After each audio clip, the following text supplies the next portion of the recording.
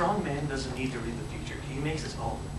This is a quote from the highly acclaimed Metal Gear Solid, which is, right, great game by the way. And it comes from the genius mind of Hideo Kojima. And if you guys don't think that he's that great, well, according to the Thing Service Game Group, he's going to be awarded a Lifetime Achievement Award for this game, which is his legacy.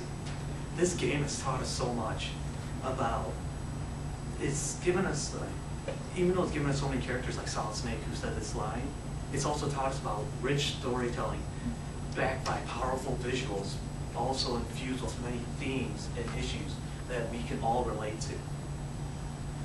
And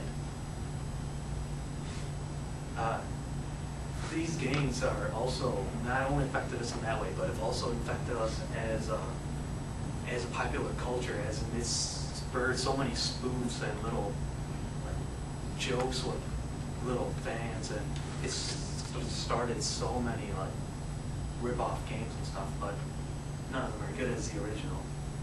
And the purpose of my speech is, as I said, is informing about Metal Gear Solid, mainly the first 3 games. I'll just basically give you a brief overview of the games, because there's so much in these games that it can't be covered in measly 5 to 7 minutes. And I'll start with the first one, with Metal Gear Solid 1.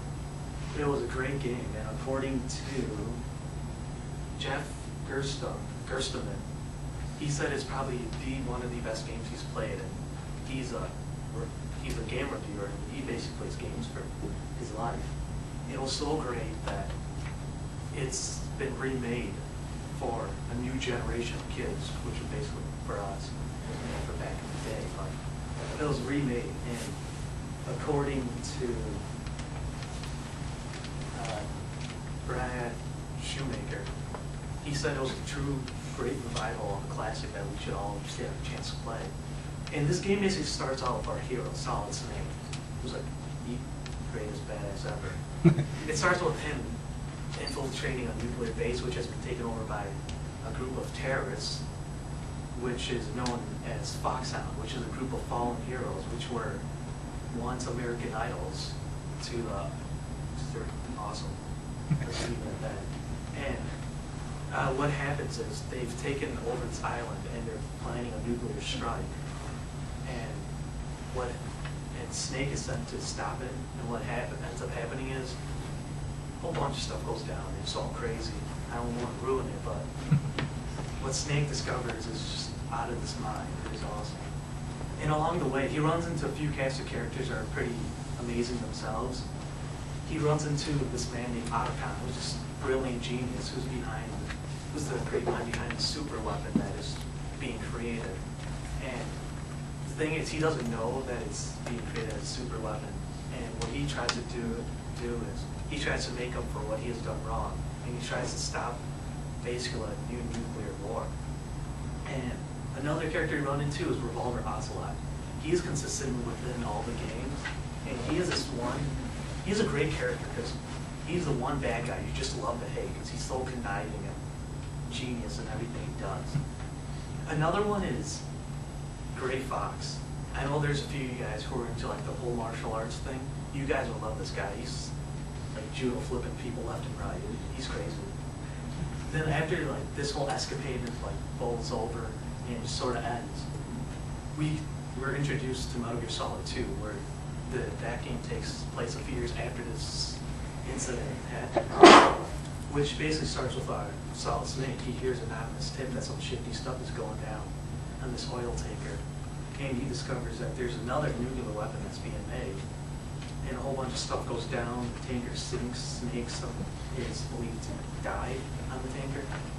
Then after that, in the storyline, it takes place 2 years later, and they set up this giant oil cleaning facility where, again, terrorists have struck again, and they have kidnapped the president, and they're holding a nuclear warhead as ransom. And this time we're introduced to a new hero who, that's a guy I hate. I'll just say that. He's a terrible hero. He's all whiny and why am I doing this? And he just sucks. But as according to Greg Cassavan, he said it just boils down to this. Metal Gear Solid 2 is a game you have to play, aside from this whiny little kid.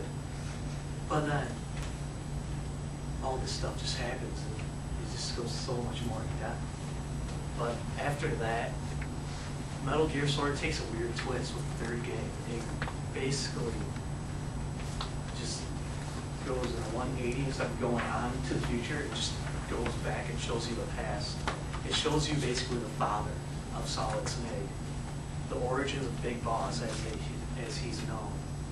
And what is his story is he rose up during the Cold War, and that's when the first idea for a nuclear tank arose, and that's where the whole Metal Gear legacy started, but not really. It started with the first game, started back in time. It's a bit weird. It's a bit weird if you play it, but that's just a really brief overview of how these games are. I mean, there's so much more with it. It goes really in depth. There's so much with it. It's heavy with themes and issues, but all at the same time, you don't notice them at first because your head's exploding from how amazing the game is.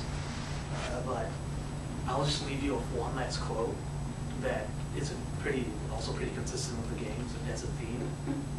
And it's said by Gray Fox: "We're not tools of the government or anyone else.